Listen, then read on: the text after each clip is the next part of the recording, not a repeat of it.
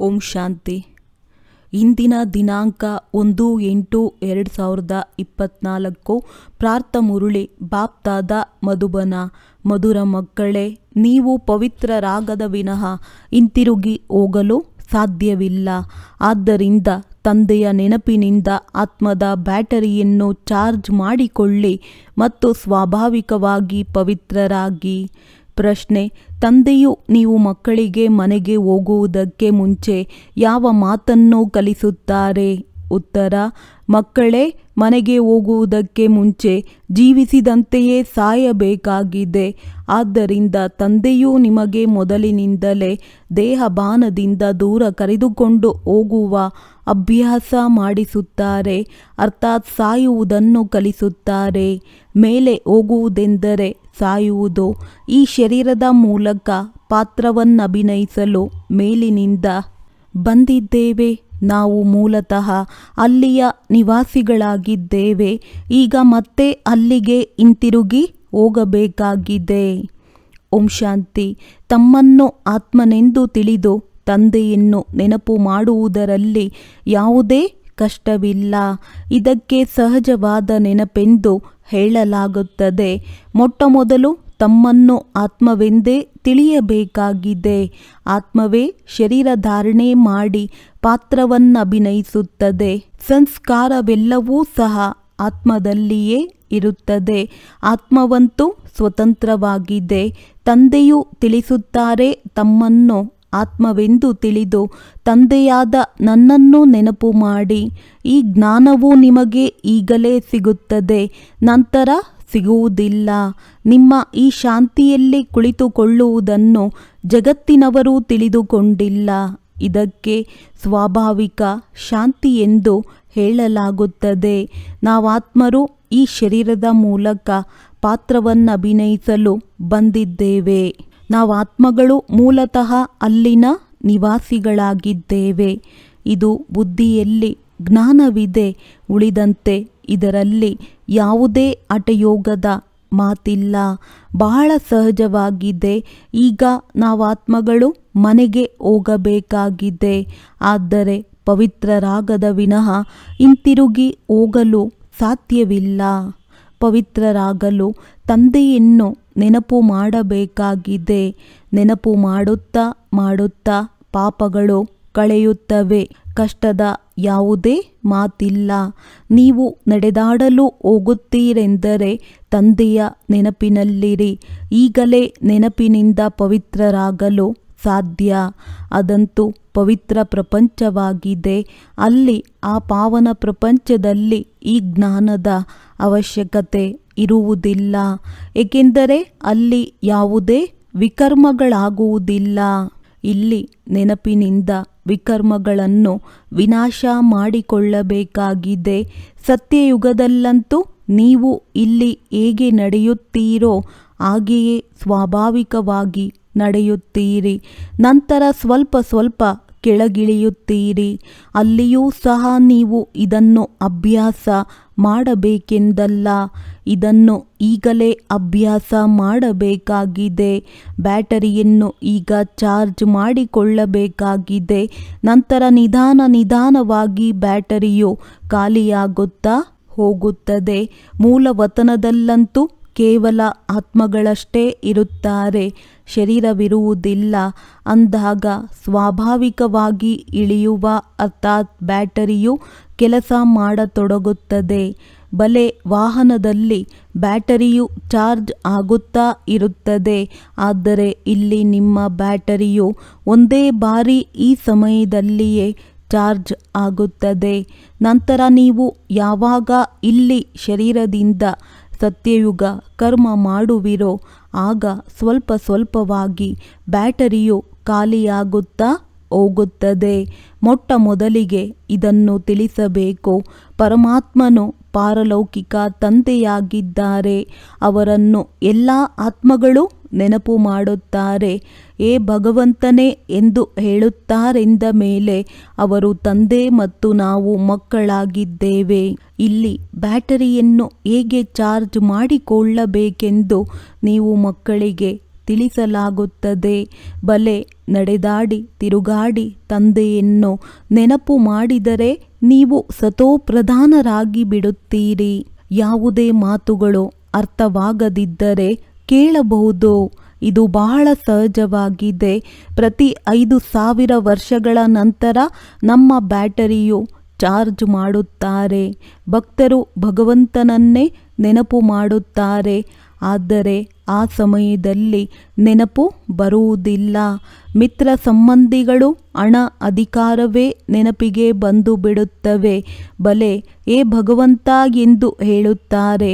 ಆದರೆ ಅದು ನಾಮ ಮಾತ್ರ. ಭಗವಂತನು ತಂದೆಯಾಗಿದ್ದಾರೆ, ನಾವು ಅವರ ಮಕ್ಕಳಾಗಿದ್ದೇವೆ. ಇದನ್ನಂತೂ ತಿಳಿದುಕೊಂಡೇ ಇಲ್ಲ. ಭಕ್ತರಿಗೆ ಸರ್ವವ್ಯಾಪಿಯ ಉಲ್ಟಾ ಜ್ಞಾನವೂ ಸಿಗುತ್ತದೆ. ತಂದೆಯು ಬಂದು ಮತ್ತೆ ಸತ್ಯವಾದ ಜ್ಞಾನವನ್ನು ಕೊಡುತ್ತಾರೆ. ಭಕ್ತಿಯ ವಿಭಾಗವೇ ಬೇರೆಯಾಗಿದೆ. ಭಕ್ತಿಯಲ್ಲಿ ಪೆಟ್ಟು ತಿನ್ನಬೇಕಾಗುತ್ತದೆ. ಬ್ರಹ್ಮರವರ ರಾತ್ರಿಯೇ ಬ್ರಾಹ್ಮಣರ ರಾತ್ರಿಯಾಗಿದೆ. ಈಗ ನೀವು ಹಗಲಿನಲ್ಲಿ ಹೋಗುತ್ತೀರಿ, ರಾತ್ರಿಯು ಮುಕ್ತಾಯವಾಗುತ್ತದೆ. ಈ ಶಬ್ದವು ಶಾಸ್ತ್ರಗಳಲ್ಲಿದೆ. ಬ್ರಹ್ಮನ ದಿನ, ಬ್ರಹ್ಮನ ರಾತ್ರಿ ಎಂದು ಹೇಳುತ್ತಾರೆ. ಆದರೆ ಅರಿತುಕೊಂಡಿಲ್ಲ. ನಿಮ್ಮ ಬುದ್ಧಿಯು ಈಗ ಬೇಹದ್ದಿನ ಕಡೆಗೆ ಹೊರಟು ಹೋಗಿದೆ.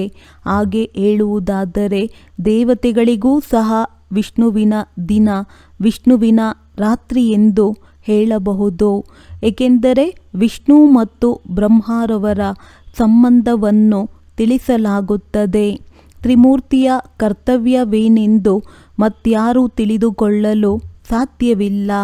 ಅವರಂತೂ ಭಗವಂತನನ್ನೇ ಮೀನು ಮೊಸಳೆಯಲ್ಲಿ ಹಾಗೂ ಜನನ ಮರಣದ ಚಕ್ರದಲ್ಲಿ ತೆಗೆದುಕೊಂಡು ಹೋಗಿದ್ದಾರೆ. ರಾಧೆ ಕೃಷ್ಣ ಮೊದಲಾದವರೂ ಸಹ ಮನುಷ್ಯರೇ ಆಗಿದ್ದಾರೆ. ಆದರೆ ಅವರು ದೈವಿ ಗುಣವಂತ ಮನುಷ್ಯರು. ಆದರೆ ಈಗ ನೀವು ಅದೇ ರೀತಿ ಆಗಬೇಕಾಗಿದೆ. ನಂತರದ ಜನ್ಮದಲ್ಲಿ ದೇವತೆಗಳಾಗುತ್ತೀರಿ. 84 ಜನ್ಮಗಳ ಯಾವ ಲೆಕ್ಕಾಚಾರವಿತ್ತೋ ಅದು ಈಗ ಸಮಾಪ್ತಿಯಾಯಿತು. ಮತ್ತೆ ಪುನರಾವರ್ತನೆ ಆಗುವುದು. ಈಗ ನಿಮಗೆ ಈ ಶಿಕ್ಷಣವೂ ಸಿಗುತ್ತಿದೆ. ತಂದೆಯು ತಿಳಿಸುತ್ತಾರೆ, ಮಧುರಾತಿ ಮಧುರ ಮಕ್ಕಳೇ, ತಮ್ಮನ್ನು ಆತ್ಮನಿಶ್ಚಯ ಮಾಡಿಕೊಳ್ಳಿ. ನಾವು ಪಾತ್ರಧಾರಿಗಳೆಂದು ಹೇಳುತ್ತಾರೆ. ನಾವಾತ್ಮರು ಮೇಲಿನಿಂದ ಕೆಳಗೆ ಹೇಗೆ ಬರುತ್ತೇವೆಂದು ತಿಳಿದುಕೊಳ್ಳುವುದಿಲ್ಲ. ತಮ್ಮನ್ನು ದೇಹಧಾರಿಗಳೆಂದೇ ತಿಳಿದುಕೊಳ್ಳುತ್ತಾರೆ. ನಾವಾತ್ಮರು ಮೇಲಿನಿಂದ ಬರುತ್ತೇವೆ, ನಂತರ ಯಾವಾಗ ಹೋಗುತ್ತೇವೆ? ಮೇಲೆ ಹೋಗುವುದೆಂದರೆ ಸಾಯುವುದು, ಶರೀರ ಬಿಡುವುದು. ಸಾಯಲು ಯಾರು ಇಷ್ಟಪಡುತ್ತಾರೆ? ಇಲ್ಲಂತೂ ತಂದೆಯು ತಿಳಿಸಿದ್ದಾರೆ. ನೀವು ಈ ಶರೀರವನ್ನು ಮರೆಯುತ್ತಾ ಹೋಗಿ. ಜೀವಿಸಿದಂತೆಯೇ ಸಾಯುವುದನ್ನು ನಿಮಗೆ ತಂದೆಯೇ ಕಲಿಸಿಕೊಡುತ್ತಾರೆ. ಇದನ್ನು ಮತ್ಯಾರೂ ಕಲಿಸಲು ಸಾಧ್ಯವಿಲ್ಲ. ನೀವು ತಮ್ಮ ಮನೆಗೆ ಹೋಗುವುದಕ್ಕಾಗಿ ಬಂದಿದ್ದೀರಿ. ಮನೆಗೆ ಹೇಗೆ ಹೋಗಬೇಕೆಂಬ ಜ್ಞಾನವು ಈಗಲೇ ಸಿಗುತ್ತದೆ. ನಿಮ್ಮದು ಈ ಮೃತ್ಯುಲೋಕ ಅಂತಿಮ ಜನ್ಮವಾಗಿದೆ. ಅಮರಲೋಕವೆಂದು ಸತ್ಯಯುಗಕ್ಕೆ ಹೇಳಲಾಗುತ್ತದೆ. ನಾವು ಬೇಗನೆ ಹೋಗಬೇಕೆಂದು ಈಗ ನೀವು ಮಕ್ಕಳ ಬುದ್ಧಿಯಲ್ಲಿದೆ. ಮೊಟ್ಟಮೊದಲು ಮನೆಯಾದ ಮುಕ್ತಿಧಾಮದಲ್ಲಿ ಹೋಗಬೇಕಾಗಿದೆ. ಈ ಶರೀರರೂಪಿ ವಸ್ತ್ರವನ್ನು ಇಲ್ಲಿಯೇ ಬಿಡಬೇಕಾಗಿದೆ. ನಂತರ ಆತ್ಮವು ಮನೆಗೆ ಹೊರಟು ಹೋಗುತ್ತದೆ. ಹೇಗೆ ಆ ಹದ್ದಿನ ನಾಟಕದ ಪಾತ್ರಧಾರಿಗಳಿರುತ್ತಾರೆ. ನಾಟಕವು ಮುಕ್ತಾಯವಾದ ಮೇಲೆ ವಸ್ತ್ರಗಳನ್ನು ಅಲ್ಲಿಯೇ ಕಳಚಿ ಮನೆಯ ವಸ್ತ್ರಗಳನ್ನು ಧರಿಸಿ ಮನೆಗೆ ಹೋಗುತ್ತಾರೆ. ನೀವು ಸಹ ಈಗ ಈ ವಸ್ತ್ರವನ್ನು ಕಳಚಬೇಕಾಗಿದೆ. ಸತ್ಯಯುಗದಲ್ಲಂತೂ ಕೆಲವರೇ ದೇವತೆಗಳಿರುತ್ತಾರೆ. ಇಲ್ಲಿ ಎಣಿಸಲಾರದಷ್ಟು ಜನಸಂಖ್ಯೆ ಇದೆ. ಸತ್ಯಯುಗದಲ್ಲಿ ಒಂದೇ ಆದಿ ಸನಾತನ ದೇವಿ ದೇವತಾ ಧರ್ಮವಿರುತ್ತದೆ. ಈಗಂತೂ ತಮ್ಮನ್ನು ಹಿಂದೂಗಳೆಂದು ಹೇಳಿಕೊಳ್ಳುತ್ತಾರೆ. ತಮ್ಮ ಶ್ರೇಷ್ಠ ಧರ್ಮ ಕರ್ಮವನ್ನೇ ಮರೆತು ಹೋಗಿದ್ದಾರೆ. ಆದ್ದರಿಂದ ದುಃಖಿಯಾಗಿದ್ದಾರೆ.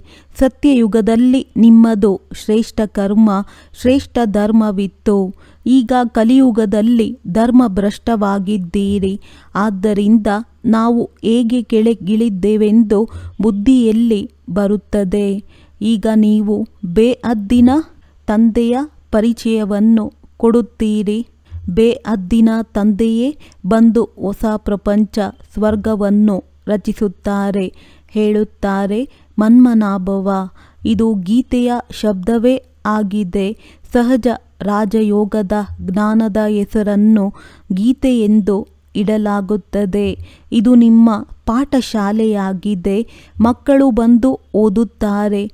ಆದ್ದರಿಂದ ನಮ್ಮ ತಂದೆಯ ಪಾಠಶಾಲೆಯಾಗಿದೆ ಎಂದು ಹೇಳುತ್ತಾರೆ. ಹೇಗೆ ಯಾರ ಮಗುವಿನ ತಂದೆಯಾದರೂ ಪ್ರಾಂಶುಪಾಲರಾಗಿದ್ದರೆ ನಾವು ನಮ್ಮ ತಂದೆಯ ಕಾಲೇಜಿನಲ್ಲಿ ಓದುತ್ತೇವೆಂದು ಹೇಳುತ್ತಾರೆ. ಅವರ ತಾಯಿಯೂ ಸಹ ಪ್ರಾಂಶುಪಾಲರಾಗಿದ್ದರೆ ನಮ್ಮ ತಂದೆ ತಾಯಿ ಇಬ್ಬರೂ ಪ್ರಾಂಶುಪಾಲರಾಗಿದ್ದಾರೆಂದು ಹೇಳುತ್ತಾರೆ. ಇಬ್ಬರು ಓದಿಸುತ್ತಾರೆ. ನಮ್ಮದು ಮೊಮ್ಮ ಬಾಬಾರವರ ಕಾಲೇಜಾಗಿದೆ. ನೀವು ಹೇಳುತ್ತೀರಿ ನಮ್ಮ ಮೊಮ್ಮ ಬಾಬಾರವರ ಪಾಠಶಾಲೆಯಾಗಿದೆ. ಇಬ್ಬರು ಓದಿಸುತ್ತಾರೆ. ಇಬ್ಬರೂ ಈ ಆತ್ಮಿಕ ವಿಶ್ವವಿದ್ಯಾಲಯ ಅಥವಾ ಯೂನಿವರ್ಸಿಟಿಯನ್ನು ತೆರೆದಿದ್ದಾರೆ. ಇಬ್ಬರು ಒಟ್ಟಿಗೆ ಓದಿಸುತ್ತಾರೆ. ಬ್ರಹ್ಮರವರು ದತ್ತು ಮಾಡಿಕೊಂಡಿದ್ದಾರಲ್ಲವೇ. ಇವು ಬಹಳ ಗುಹ್ಯವಾದ ಜ್ಞಾನದ ಮಾತುಗಳಾಗಿವೆ. ತಂದೆಯು ಯಾವುದೇ ಹೊಸ ಮಾತನ್ನು ತಿಳಿಸುವುದಿಲ್ಲ.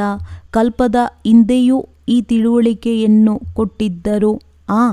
ಇಷ್ಟೊಂದು ಜ್ಞಾನವಿದೆ. ಇದು ದಿನ ಪ್ರತಿದಿನ ಗುಹ್ಯವಾಗುತ್ತಾ ಹೋಗುತ್ತದೆ. ಆತ್ಮದ ತಿಳುವಳಿಕೆಯು ನೋಡಿ, ಅದೆಂದೂ ವಿನಾಶ ಹೊಂದುವುದಿಲ್ಲ. ಆತ್ಮವು ಅವಿನಾಶಿಯಾಗಿರುವುದರಿಂದ ಅದರಲ್ಲಿ ಪಾತ್ರವು ಅವಿನಾಶಿಯಾಗಿದೆ. ಆತ್ಮವು ಕಿವಿಗಳ ಮೂಲಕ ಕೇಳಿತು, ಶರೀರವಿದೆ ಎಂದರೆ ಪಾತ್ರವಿದೆ, ಶರೀರದ ಪಾತ್ರವು ಬೇರೆಯಾಗಿ ಬಿಡುತ್ತದೆ ಎಂದರೆ ಉತ್ತರ ಸಿಗುವುದಿಲ್ಲ. ಈಗ ತಂದೆಯು ತಿಳಿಸುತ್ತಾರೆ, ಮಕ್ಕಳೇ, ಈಗ ನೀವು ಹಿಂತಿರುಗಿ ಹೋಗಬೇಕಾಗಿದೆ. ಯಾವಾಗ ಪುರುಷೋತ್ತಮ ಯುಗವು ಬರುವುದೋ ಆಗಲೇ ಹಿಂತಿರುಗಿ ಹೋಗಬೇಕಾಗುತ್ತದೆ. ಇದರಲ್ಲಿ ಮುಖ್ಯವಾಗಿ ಪವಿತ್ರತೆ ಬೇಕು. ಶಾಂತಿಧಾಮದಲ್ಲಂತೂ ಪವಿತ್ರ ಆತ್ಮಗಳೇ ಇರುತ್ತಾರೆ. ಶಾಂತಿಧಾಮ ಮತ್ತು ಸುಖಧಾಮ ಎರಡೂ ಪವಿತ್ರ ಧಾಮಗಳಾಗಿರುತ್ತವೆ. ಅಲ್ಲಿ ಶರೀರಗಳಿರುವುದಿಲ್ಲ. ಆತ್ಮವು ಪವಿತ್ರವಾಗಿದೆ. ಆದುದರಿಂದ ಅಲ್ಲಿ ಬ್ಯಾಟರಿಯು ಡಿಸ್ಚಾರ್ಜ್ ಆಗುವುದಿಲ್ಲ. ಇಲ್ಲಿ ಶರೀರ ಧಾರಣೆ ಮಾಡುವುದರಿಂದ ವಾಹನವು ನಡೆಯುತ್ತದೆ. ವಾಹನವು ನಿಂತಿದೆ ಎಂದರೆ ಇಂಧನವು ಕಡಿಮೆಯಾಗುತ್ತದೆಯೇ? ಈಗ ನೀವಾತ್ಮ ಜ್ಯೋತಿಯು ಬಹಳ ಕಡಿಮೆಯಾಗಿ ಬಿಟ್ಟಿದೆ. ಒಮ್ಮೆಲೆ ನಂದಿ ಹೋಗುವುದಿಲ್ಲ. ಯಾರಾದರೂ ಶರೀರ ಬಿಟ್ಟಾಗ ದೀಪ ಬೆಳಗಿಸುತ್ತಾರೆ. ಅದು ನಂದಿ ಹೋಗದಿರಲೆಂದು ಬಹಳ ಎಚ್ಚರಿಕೆಯಿಂದ ನೋಡಿಕೊಳ್ಳುತ್ತಾರೆ. ಆತ್ಮ ಜ್ಯೋತಿಯು ಎಂದೂ ನಂದಿ ಹೋಗುವುದಿಲ್ಲ. ಅದು ಅವಿನಾಶಿಯಾಗಿದೆ. ಇವೆಲ್ಲ ಮಾತುಗಳನ್ನು ತಂದೆಯು ತಿಳಿಸುತ್ತಾರೆ. ಇವೆಲ್ಲ ಗೊತ್ತಿದೆ. ಇವರು ಬಹಳ ಮಧುರ ಮಕ್ಕಳಾಗಿದ್ದಾರೆ. ಇವರೆಲ್ಲರೂ ಕಾಮಚಿತೆಯ ಮೇಲೆ ಕುಳಿತು ಸುಟ್ಟು ಭಸ್ಮವಾಗಿ ಬಿಟ್ಟಿದ್ದಾರೆ. ಮತ್ತೆ ಇವರನ್ನು ಜಾಗೃತಗೊಳಿಸುತ್ತೇನೆ. ಸಂಪೂರ್ಣ ತಮೋಪ್ರಧಾನ ಶವಗಳಂತಾಗಿ ಬಿಟ್ಟಿದ್ದಾರೆ. ತಂದೆಯನ್ನು ಅರಿತುಕೊಂಡೇ ಇಲ್ಲ. ಮನುಷ್ಯರು ಯಾವುದೇ ಪ್ರಯೋಜನಕ್ಕೆ ಇಲ್ಲ. ಮನುಷ್ಯರ ಮಣ್ಣು ಯಾವುದಕ್ಕೆ ಕೆಲಸಕ್ಕೆ ಬರುವುದಿಲ್ಲ. ಹಾಗೆಂದು ಹೇಳಿ ಹಿರಿಯ ವ್ಯಕ್ತಿಗಳ ಶರೀರವು ಕೆಲಸಕ್ಕೆ ಬರುತ್ತದೆ, ಬಡವರದ್ದು ಬರುವುದಿಲ್ಲವೆಂದಲ್ಲ. ಈ ಶರೀರವೆಂಬ ಮಣ್ಣು ಪಾಲಾಗಿ ಬಿಡುತ್ತದೆ. ಬಲೆ ಯಾರದೇ ಶರೀರವಾಗಿರಲಿ, ಕೆಲವರು ಸುಡುತ್ತಾರೆ, ಕೆಲವರು ಸ್ಮಶಾನದಲ್ಲಿ ಮಣ್ಣಿನಲ್ಲಿ ಮುಚ್ಚುತ್ತಾರೆ. ಪಾರಸಿಗಳು ಬಾವಿಯ ಬಳಿ ಇಟ್ಟು ಬರುತ್ತಾರೆ. ನಂತರ ಪಕ್ಷಿಗಳು ಮಾಂಸವನ್ನು ತಿಂದು ಬಿಡುತ್ತವೆ. ನಂತರ ಮೂಳೆಗಳು ಹೋಗಿ ಕೆಳಗೆ ಬೀಳುತ್ತವೆ. ಅದಾದರೂ ಕೆಲಸಕ್ಕೆ ಬರುತ್ತದೆ. ಪ್ರಪಂಚದಲ್ಲಂತೂ ಅನೇಕ ಮನುಷ್ಯರು ಸಾಯುತ್ತಾರೆ. ಈಗ ನೀವಂತೂ ತಾವಾಗಿಯೇ ಶರೀರ ಬಿಡಬೇಕಾಗಿದೆ. ಇಲ್ಲಿ ನೀವು ಶರೀರವನ್ನು ಬಿಟ್ಟು ಹಿಂತಿರುಗಿ ಮನೆಗೆ ಹೋಗಲು ಅರ್ಥಾತ್ ಸಾಯಲು ಬಂದಿದ್ದೀರಿ. ನಾವು ಜೀವನ್ಮುಕ್ತಿಯಲ್ಲಿ ಹೋಗುತ್ತೇವೆಂದು ನೀವು ಖುಷಿಯಿಂದ ಹೋಗುತ್ತೀರಿ. ಯಾರು ಯಾವ ಪಾತ್ರವನ್ನು ಅಭಿನಯಿಸಿದ್ದಾರೆಯೋ ಅಂತ್ಯದವರೆಗೂ ಅವರೇ ಅಭಿನಯಿಸುತ್ತಾರೆ. ತಂದೆಯು ಪುರುಷಾರ್ಥ ಮಾಡಿಸುತ್ತಾ ಇರುತ್ತಾರೆ, ಸಾಕ್ಷಿಯಾಗಿ ನೋಡುತ್ತಾ ಇರುತ್ತಾರೆ. ಇದಂತೂ ತಿಳಿದುಕೊಳ್ಳುವ ಮಾತಾಗಿದೆ. ಇದರಲ್ಲಿ ಭಯಪಡುವ ಯಾವುದೇ ಮಾತಿಲ್ಲ. ನಾವು ಸ್ವರ್ಗದಲ್ಲಿ ಹೋಗುವುದಕ್ಕಾಗಿ ನಾವೇ ಪುರುಷಾರ್ಥ ಮಾಡಿ ಶರೀರವನ್ನು ಬಿಟ್ಟು ಬಿಡುತ್ತೇವೆ. ತಂದೆಯನ್ನೇ ನೆನಪು ಮಾಡುತ್ತಿರಬೇಕಾಗಿದೆ. ಆಗ ಅಂತ್ಯಮತಿ ಸೋಗತಿಯಾಗಿ ಬಿಡುವುದು. ಇದರಲ್ಲಿಯೇ ಪರಿಶ್ರಮವಿದೆ. ಪ್ರತಿಯೊಂದು ವಿದ್ಯೆಯಲ್ಲಿ ಪರಿಶ್ರಮವಿದೆ. ಭಗವಂತನೇ ಬಂದು ಓದಿಸಬೇಕಾಗುತ್ತದೆ. ಅಂದ ಮೇಲೆ ಅವಶ್ಯವಾಗಿ ಇದು ದೊಡ್ಡ ವಿದ್ಯೆಯೇ ಆಗಿರುವುದು. ಇದರಲ್ಲಿ ದೈವಿ ಗುಣಗಳೂ ಬೇಕು. ಈ ಲಕ್ಷ್ಮೀ ನಾರಾಯಣರಾಗಬೇಕಲ್ಲವೇ? ಇವರು ಸತ್ಯಯುಗದಲ್ಲಿದ್ದರು. ಈಗ ಮತ್ತೆ ಸತ್ಯಯುಗಿ ದೇವತೆಗಳಾಗಲು ಬಂದಿದ್ದೀರಿ. ನೀವು ದೇವಿ ದೇವತೆಗಳಾಗಲು ಬಂದಿದ್ದೀರಿ. ಗುರಿ ಧ್ಯೇಯವು ಎಷ್ಟು ಸಹಜವಾಗಿದೆ. ತ್ರಿಮೂರ್ತಿ ಚಿತ್ರದಲ್ಲಂತೂ ಸ್ಪಷ್ಟವಾಗಿದೆ. ಈ ಬ್ರಹ್ಮ ವಿಷ್ಣು ಶಂಕರ ಮೊದಲಾದ ಚಿತ್ರಗಳಿರದಿದ್ದರೆ ನಾವು ತಿಳಿಸಲು ಹೇಗೆ ಸಾಧ್ಯ? ಬ್ರಹ್ಮ ಸೋ ವಿಷ್ಣು, ವಿಷ್ಣು ಸೋ ಬ್ರಹ್ಮ. ಬ್ರಹ್ಮನಿಗೆ 8 ಭುಜಗಳು, 100 ಭುಜಗಳನ್ನು ತೋರಿಸುತ್ತಾರೆ. ಏಕೆಂದರೆ ಬ್ರಹ್ಮನಿಗೆ ಅನೇಕ ಮಕ್ಕಳಿರುತ್ತಾರೆ. ಆದ್ದರಿಂದ ಅವರು ಚಿತ್ರವನ್ನು ಆ ರೀತಿ ತೋರಿಸಿದ್ದಾರೆ.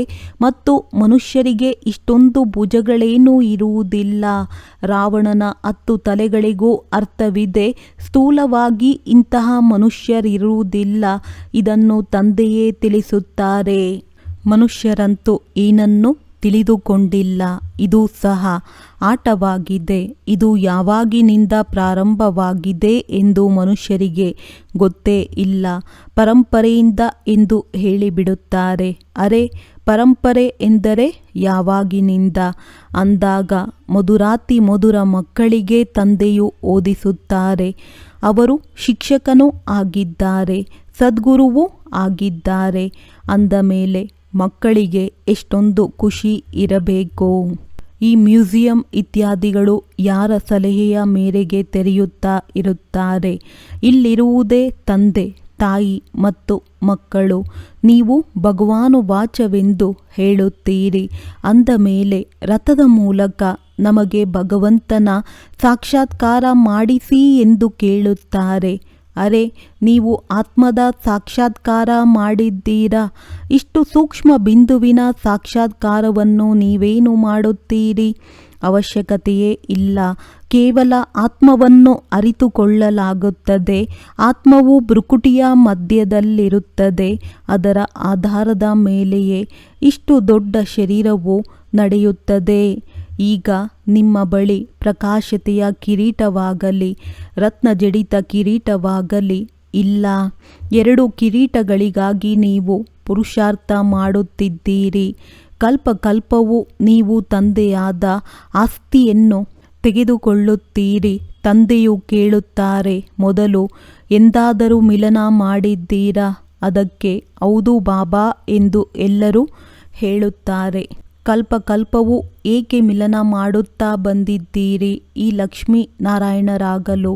ಇದೊಂದೇ ಮಾತನ್ನು ಎಲ್ಲರೂ ಹೇಳುತ್ತಾರೆ. ಅದಕ್ಕೆ ತಂದೆಯು ತಿಳಿಸುತ್ತಾರೆ, ಒಳ್ಳೆಯದು, ಶುಭವನ್ನೇ ಹೇಳುತ್ತೀರಿ. ಅಂದ ಮೇಲೆ ಪುರುಷಾರ್ಥ ಮಾಡಿ. ಎಲ್ಲರೂ ನರನಿಂದ ನಾರಾಯಣನಾಗುವುದಿಲ್ಲ. ಪ್ರಜೆಗಳೂ ಬೇಕು. ಸತ್ಯನಾರಾಯಣನ ಕಥೆಯೂ ಇದೆ. ಅವರು ಕಥೆಯನ್ನು ತಿಳಿಸುತ್ತಾರೆ. ಆದರೆ ಬುದ್ಧಿಯಲ್ಲೇನೂ ಬರುವುದಿಲ್ಲ. ನೀವು ಮಕ್ಕಳು ತಿಳಿಯುತ್ತೀರಿ. ಅದು ಶಾಂತಿಧಾಮ, ನಿರಾಕಾರಿ ಪ್ರಪಂಚವಾಗಿದೆ. ಮತ್ತೆ ಅಲ್ಲಿಂದ ಸುಖಧಾಮದಲ್ಲಿ ಹೋಗುತ್ತೇವೆ. ಸುಖಧಾಮದಲ್ಲಿ ಕರೆದುಕೊಂಡು ಹೋಗುವವರು ಒಬ್ಬ ತಂದೆಯೇ ಆಗಿದ್ದಾರೆ. ನೀವು ಅನ್ಯರಿಗೆ ತಿಳಿಸಿ ಈಗ ನಾವು ಹಿಂತಿರುಗಿ ಮನೆಗೆ ಹೋಗುತ್ತೇವೆ. ಆತ್ಮಗಳನ್ನು ತಮ್ಮ ಮನೆಗೆ ಅಶರೀರಿ ತಂದೆಯೇ ಕರೆದುಕೊಂಡು ಹೋಗುತ್ತಾರೆ. ಈಗ ತಂದೆಯು ಬಂದಿದ್ದಾರೆ, ಅವರನ್ನು ಅರಿತುಕೊಂಡಿಲ್ಲ. ನಾನು ಯಾವ ತನುವಿನಲ್ಲಿ ಬಂದಿದ್ದೇನೆ ಅದನ್ನು ಸಹ ತಿಳಿದುಕೊಂಡಿಲ್ಲವೆಂದು ತಂದೆಯು ಹೇಳುತ್ತಾರೆ. ರಥವಂತೂ ಬೇಕಲ್ಲವೇ? ಪ್ರತಿಯೊಂದು ರಥದಲ್ಲಿ ಆತ್ಮವು ಪ್ರವೇಶ ಮಾಡುತ್ತದೆ. ಎಲ್ಲರ ಆತ್ಮವು ಭ್ರುಕುಟಿಯ ಮಧ್ಯದಲ್ಲಿರುತ್ತದೆ. ತಂದೆಯು ಬಂದು ಭ್ರುಕುಟಿಯ ಮಧ್ಯದಲ್ಲಿಯೇ ಕುಳಿತುಕೊಳ್ಳುವರು. ತಂದೆಯು ಬಹಳಷ್ಟು ಸಹಜವಾಗಿ ತಿಳಿಸುತ್ತಾರೆ. ಪತಿತ ಪಾವನನು ಒಬ್ಬರೇ ತಂದೆಯಾಗಿದ್ದಾರೆ. ತಂದೆಗೆ ಎಲ್ಲ ಮಕ್ಕಳು ಸಮಾನರು. ಅವರಲ್ಲಿ ಪ್ರತಿಯೊಬ್ಬರ ಪಾತ್ರವು ತಮ್ಮ ತಮ್ಮದೇ ಆಗಿದೆ. ಇದರಲ್ಲಿ ಯಾರೂ ಮಧ್ಯ ಪ್ರವೇಶ ಮಾಡಲು ಸಾಧ್ಯವಿಲ್ಲ. ಒಳ್ಳೆಯದು. ಮಧುರಾತಿ ಮಧುರ ಅಗಲಿ ಮರಳಿ ಸಿಕ್ಕಿರುವಂತಹ ಮಕ್ಕಳಿಗೆ ಪ್ರೀತಿಯ ಮಾತ್ಪಿತಾ ಬಾಪ್ದಾದಾರವರ ನೆನಪು, ಪ್ರೀತಿ ಹಾಗೂ ಸುಪ್ರಭಾತ. ಆತ್ಮೀಯ ಮಕ್ಕಳಿಗೆ ಆತ್ಮೀಯ ತಂದೆಯ ನಮಸ್ತೆ. ಧಾರಣೆಗಾಗಿ ಮುಖ್ಯ ಸಾರ: ಈ ಶರೀರರೂಪಿ ವಸ್ತ್ರದಿಂದ ಮಮತ್ವವನ್ನು ತೆಗೆದು ಜೀವಿಸಿದಂತೆಯೇ ಸಾಯಬೇಕು. ತಮ್ಮ ಎಲ್ಲ ಹಳೆಯ ಲೆಕ್ಕಾಚಾರಗಳನ್ನು ಸಮಾಪ್ತಿ ಮಾಡಿಕೊಳ್ಳಬೇಕಾಗಿದೆ. ಡಬಲ್ ಕಿರೀಟಧಾರಿಗಳಾಗಲು ವಿದ್ಯಾಭ್ಯಾಸದ ಪರಿಶ್ರಮ ಪಡಬೇಕಾಗಿದೆ. ದೈವಿ ಗುಣಗಳನ್ನು ಧಾರಣೆ ಮಾಡಬೇಕಾಗಿದೆ. ಯಾವ ಲಕ್ಷ್ಯವಿದೆಯೋ, ಶುಭ ನುಡಿ ಇದೆಯೋ ಅಂತಹ ಪುರುಷಾರ್ಥ ಮಾಡಬೇಕಾಗಿದೆ. ವರದಾನ: ಅಕಲ್ಯಾಣದ ಸಂಕಲ್ಪವನ್ನು ಸಮಾಪ್ತಿ ಮಾಡಿ ಅಪಕಾರಿಗಳ ಮೇಲೂ ಉಪಕಾರ ಮಾಡುವಂತಹ ಜ್ಞಾನಿ ಆತ್ಮ ಭವ. ಯಾರಾದರೂ ನಿಮಗೆ ಪ್ರತಿದಿನ ಗ್ಲಾನಿ ಮಾಡುತ್ತಾ, ಅಕಲ್ಯಾಣ ಮಾಡುತ್ತಾ ಬೈಗುಳ ಹಾಕುತ್ತಿರಲಿ, ಆದರೂ ಅವರ ಪ್ರತಿ ಮನಸ್ಸಿನಲ್ಲಿಯೂ ತಿರಸ್ಕಾರ ಭಾವ ಬರಬಾರದು. ಅಪಕಾರಿಗಳ ಮೇಲೂ ಉಪಕಾರ, ಇದೇ ಜ್ಞಾನಿ ಆತ್ಮಗಳ ಕರ್ತವ್ಯವಾಗಿದೆ. ಹೇಗೆ ತಾವು ಮಕ್ಕಳು ತಂದೆಯನ್ನು 63 ಜನ್ಮ ನಿಂದನೆ ಮಾಡಿದ್ದೀರಿ, ಆದರೂ ತಂದೆಯು ಕಲ್ಯಾಣಕಾರಿ ದೃಷ್ಟಿಯಿಂದ ನೋಡಿದರು. ಹಾಗೆ ತಂದೆಯನ್ನು ಅನುಸರಿಸಿ. ಜ್ಞಾನಿ ಆತ್ಮಗಳ ಅರ್ಥವೇ ಆಗಿದೆ ಸರ್ವರ ಪ್ರತಿ ಕಲ್ಯಾಣದ ಭಾವನೆ. ಸಂಕಲ್ಪ ಮಾತ್ರದಲ್ಲೂ ಅಕಲ್ಯಾಣ ಇಡಬಾರದು. ಸ್ಲೋಗನ್: ಮನ್ಮನಾಭವದ ಸ್ಥಿತಿಯಲ್ಲಿ ಸ್ಥಿತರಾಗಿದ್ದಾಗ ಬೇರೆಯವರ ಮನಸ್ಸಿನ ಭಾವಗಳನ್ನು ತಿಳಿಯಬಲ್ಲಿರಿ. ಒಳ್ಳೆಯದು. ಓಂ ಶಾಂತಿ.